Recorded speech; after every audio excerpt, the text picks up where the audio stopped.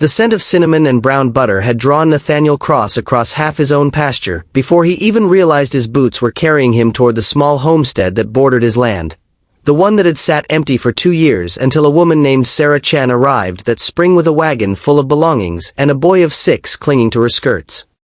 He told himself he was only checking the fence line where their properties met, the same fence he had checked a dozen times without incident, but the truth, which he was reluctant to examine too closely, was that he had noticed the thin trail of wood smoke rising from her chimney each morning and had found himself listening for it the way a man listens for weather. When he reached the low rail fence and saw her there in the yard, sleeves rolled to the elbow, pulling a tray of biscuits from a makeshift outdoor oven she had built herself from stone and clay,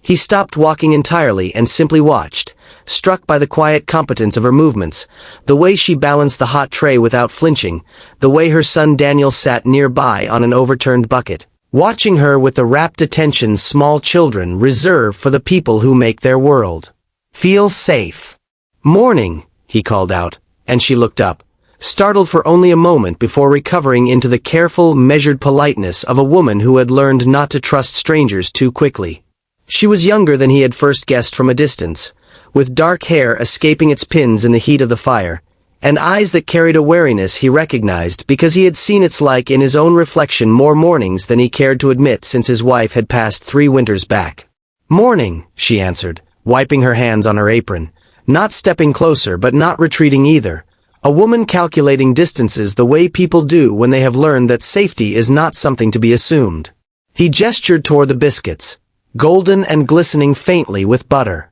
"Didn't mean to intrude. Smelled that clear over at my place and my feet just started walking before my head caught up." A small, reluctant smile crossed her face, the first he had seen from her in the weeks since she'd settled the neighboring claim. "Then I suppose you'd better have one before you accuse me of false advertising," she said, and something about the dry humor in it, unexpected from a woman who had kept mostly to herself since arriving, settled into him like the first warm thing he had felt in longer than he wanted to count. That was how it began, not with declarations or grand gestures, but with a small, ordinary intimacy of shared food across a fence rail, and it continued in the weeks that followed through 100 similarly modest exchanges. Nathaniel bringing over a haunch of venison he claimed he couldn't finish alone, Sarah returning the favor with a pot of stew that carried spices he didn't recognize but found himself craving, Daniel trailing after Nathaniel through the pasture asking endless questions about cattle and horses that Nathaniel answered with more patience than he'd known he possessed, having buried that particular patience along with his wife and the child they had lost with her. It was on an afternoon in early autumn, when a sudden hailstorm caught them both scrambling to shelter their animals, that Nathaniel found himself sitting at Sarah's table for the first time, rain hammering the roof, a bowl of stew in front of him that tasted of ginger and soy and something smoky he couldn't place, unlike anything he had eaten in his 34 years on the plains. He ate slowly, savoring it, and when he finally looked up he found her watching him with an expression somewhere between amusement and nervousness, as though bracing for an insult that never came. "Who taught you to cook like that?" he asked, and it was an honest question, not idle conversation but genuine wonder, because the flavors on his tongue told a story his own frontier upbringing had never prepared him to imagine. Sarah's hand stilled on the edge of the table, and for a long moment she said nothing, staring at the rain-streaked window as though deciding how much of herself she was willing to hand over to a man she had known only a few weeks. "My grandmother," she said finally. She came to this country from Guangdong on a ship that took 4 months, working as a cook for a mining camp in California before she'd even learned enough English to argue about her wages. "She taught my mother, and my mother taught me, back when we still had a kitchen of our own instead of borrowed corners in other people's houses." She paused, and Nathaniel, sensing there was more beneath the surface of the explanation, said nothing, only waited, the way he had learned to wait out a spooked animal until it decided of its own accord to trust him. "My husband," Sarah continued, the word landing heavy in the small cabin, "married me for that kitchen, in a manner of speaking. For the girl who could feed a household on almost nothing and make it taste like something. But when the mining town where we lived turned hard on anyone who wasn't white, when men started breaking windows and worse, he decided the trouble I brought wasn't worth the trouble it was worth, and he left." Took what little money we had and left me with Daniel and a wagon and a directory of homestead claims nobody else wanted because the land was too far from town and too close to the ridge for most families' comfort. The rain continued to fall as she spoke, and Nathaniel found himself sitting very still, absorbing the shape of a life that had clearly demanded more resilience than most people around him would ever be asked to summon. "I'm sorry," he said, and meant it, though he understood immediately that sympathy alone was a thin and inadequate offering against what she had described. Sarah shook her head slightly. "I didn't tell you for sympathy. I told you because you asked an honest question and I got tired, somewhere around Nebraska, of giving false answers to protect other people's comfort."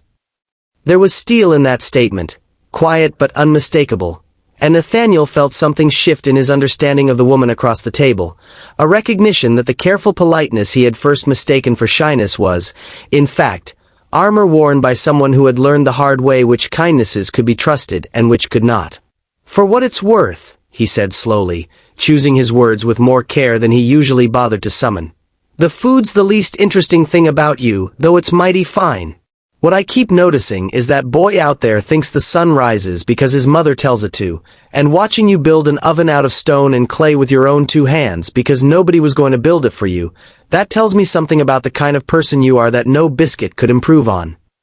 Sarah's eyes, when they met his, held a wariness slowly giving way to something else, something cautiously unguarded, and she did not answer immediately, but the silence between them no longer felt like distance. It felt, for the first time since he had crossed that fence line, like the beginning of an understanding.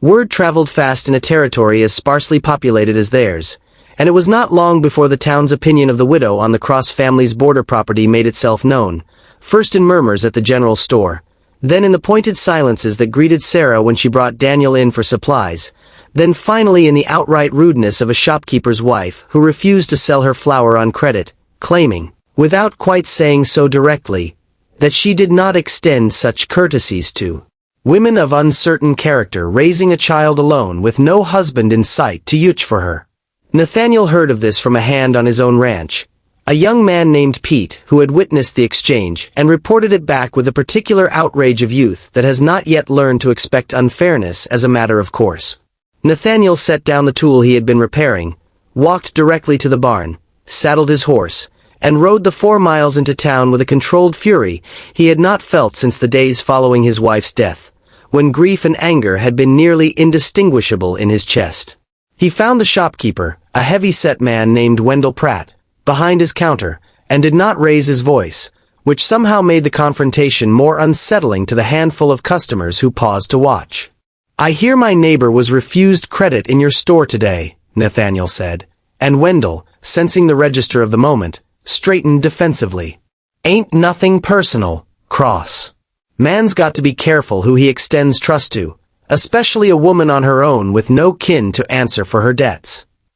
"She's got kin," Nathaniel said evenly. "She's got me. Anything she owes this store, you put on my account, and if that arrangement troubles your conscience, you can explain to the rest of this town why you'd rather see a child go hungry over flour than take the word of a neighbor who's worked this land honestly for 15 years.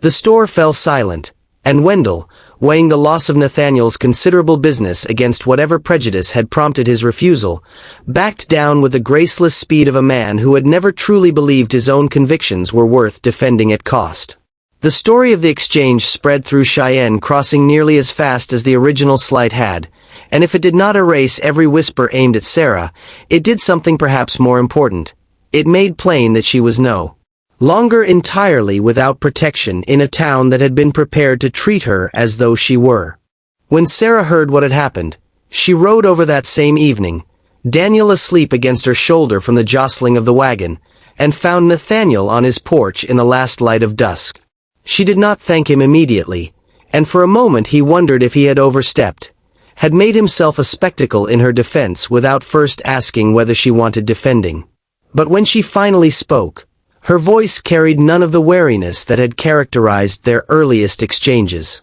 "You didn't have to do that," she said. "I know," he answered. "I wanted to anyway. Seemed to me somebody in this town owed you an apology a long while back, and since none of them seemed inclined to offer one, I figured the least I could do was make sure you weren't paying for their small-mindedness in flour and credit." Sarah shifted Daniel's weight against her shoulder and looked out at the darkening pasture, the mountains beyond turning violet in the fading light. "My husband used to say he loved me for my cooking," she said quietly, "but I've come to think a man who truly cares for someone doesn't need a reason dressed up so plainly. He just does the right thing because it's right, and lets the rest sort itself out." Nathaniel understood the comparison she was drawing, understood too that she was extending, in her careful way, an invitation to something neither of them had yet named aloud. "I reckon that's true," he said. "Though I won't pretend the cooking doesn't help your case some." That earned him a real laugh, unguarded and warm, the kind he hadn't heard from her before, and something about the sound of it settled into his chest like a key turning in a lock he had not realized was still closed. The months that followed brought a slow, deliberate courtship built not on grand romantic gestures but on the accumulated weight of small kindnesses. Nathaniel repairing the roof of Sarah's cabin before the first snow, Sarah teaching Daniel alongside her own careful methods while Nathaniel taught the boy to ride. The three of them gradually falling into rhythms that felt less like two separate households existing side by side and more like the tentative shape of a single family finding its footing. There were still difficulties, still townsfolk who regarded the growing closeness between the widowed rancher and the widow on the border claim with suspicion or open disapproval. But Nathaniel had made his position plain enough in Wendell Pratt's store that few were willing to voice their objections directly to his face, and Sarah, for her part, had weathered worse storms than small-town gossip and found she no longer had the patience to let it govern her choices.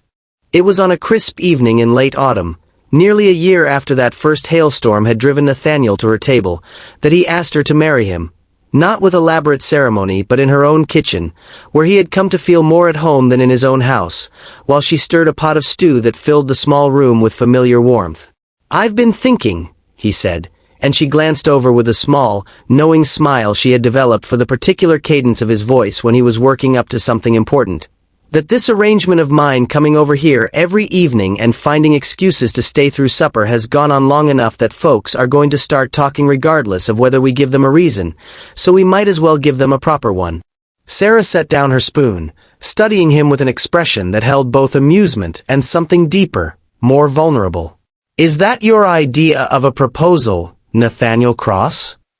"No," he said, and crossed the small room to stand before her, taking her flour-dusted hands in his. "This is."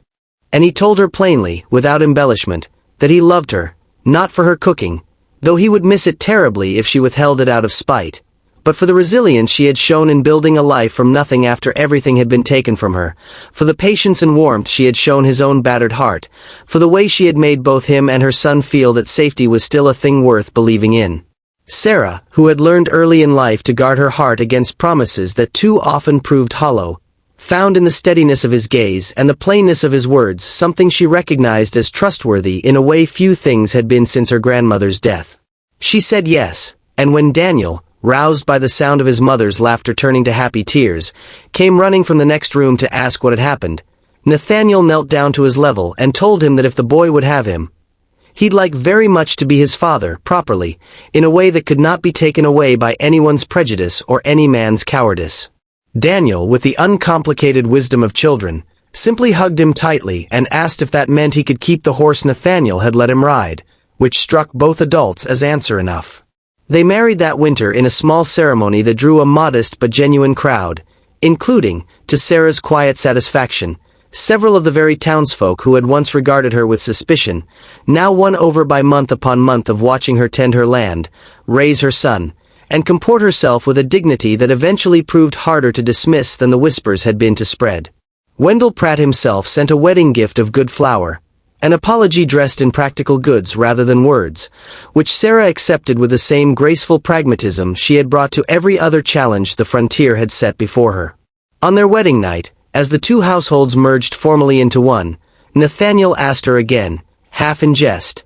who had taught her to cook like that, and Sarah, resting her head against his shoulder in the firelit quiet of what was now their shared home, answered that the truer question was who had taught her to survive like that, and the answer to both, she said, was the same. A grandmother who crossed an ocean with nothing but her hands and her recipes, and her refusal to be diminished by a world that offered her no welcome, who had taught her daughter and granddaughter after her that the measure of a life was not what it was handed, but what it built despite being handed so little. Nathaniel held her closer, understanding that he had not simply married a woman who could cook, but a woman whose entire life had been an argument for resilience, and that in loving her and her son,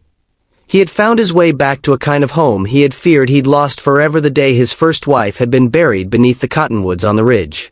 If this story warmed your heart, don't let it be the last one. Hit subscribe and stay close, because more stories of courage, resilience, and unexpected love from the old frontier are waiting for you.